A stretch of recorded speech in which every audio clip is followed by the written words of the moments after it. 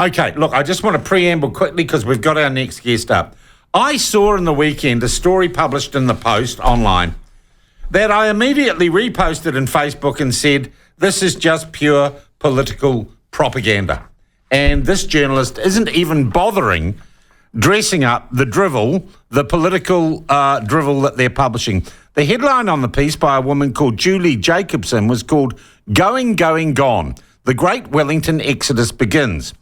It opened with quoting supposedly a story from a work contractor who was called Peter, not his real name, because he didn't want to use it, who told about having a nightmare about going to an open home in Wellington and seeing Nicola Willis, the Minister of Finance, buy the property and turn it into an investment property. A really weird sort of anti-Nicola Willis, anti-government nightmare. It went on, and actually by the very end of the article, it had some information in it. But it was basically saying Wellington's the stuff of nightmares because of Nicola Willis. And it also went on to interview a woman called Tehini Moa Hiroki Torio and her partner Aaron, who are heading to Asia next week and leaving Wellington. Apparently also, it is implied, because of the evil, terrible coalition government. Well, as I said, I just picked this story as rubbish from the get-go. I was attracted to it because I care about Wellington. And I said, this looks like political propaganda. This journalist can't even be bothered. But then David Farrar of the Courier Market Research Organisation, and someone who does not hide where he sits on the political spectrum, David Farrar published something yesterday that took things to a whole nother level. David joins us on the line now. David, why is this piece more than just a journalist who's a little bit politically biased? Well, the fascinating thing is, I always get like you a bit suspicious when I see pieces like this, especially like, who had a dream or nightmare about Nicola Willis and then somehow gets this into the media? So what I do when I see stories like this is I Google them. And first of all, it came up that the woman quoted for most of the article used to work in Kerry Allen's office. And I'm like, look, that doesn't mean she doesn't have a view. And the husband was with the Department of Conservation or something? Ministry for Environment. Ministry for Environment. But here's really funny, or not funny, is the journalist was Kerry Allen's press secretary at the same time. The woman, Julie Jacobson. Yes. So what you've got is two former colleagues in a Labour minister's office, one interviewing the other for an article about how terrible the new government is for Wellington. Now, again, it's not to say people work in parliamentary offices and go back to journalism, and that's fine. But well, no, actually, David, I want to stop you right there. Okay. It's fine now. It never used to be, and it shouldn't be. And this is why. It used to be a one-way journey. Yep, You are right. You crossed the line, and you've crossed the line. And so I'm sorry, I'm saying it's still not acceptable now. Yeah, well, I guess what would be interesting, I'm trying to think if there's been many people who've gone to work for a National Party minister and have gone back. Well, we've got Vernon Small, haven't we? Who is now writing for the Post or for Stuff again. For David Parker. And Vernon Small, close confidant of David Parker. Yes. But Vernon's columns always do disclose that, at least. Yes. And this one didn't, did it? I love Vernon. He's a great guy. Anyone who's read Vernon for the last 20 years probably knows what his political thinking is, etc. But those now, this guy who used a fake name, who's the one who had the nightmare about Nicola Willis, I'm fascinated by why he used a fake name. Because usually if you want to protect your identity, you might just not use your surname. Yeah.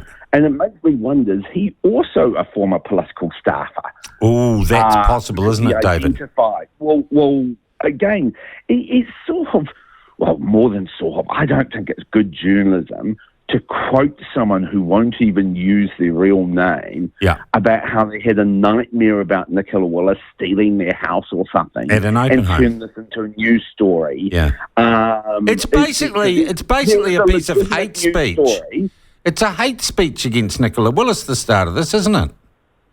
Well, it was bizarre to have that there. You could write a story about public servants are losing their jobs and some of them are going overseas and the ramifications of that. That's a totally legitimate story. But the way the whole story came over, and I've heard this from actually other journalists too, a lot of people who've read that story and just thought, oh, this is just like weird.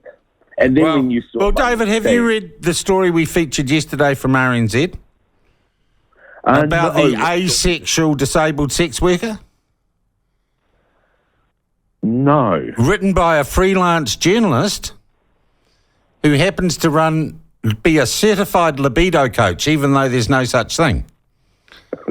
Yep. I will send you the links. It kind of is on the same level of this.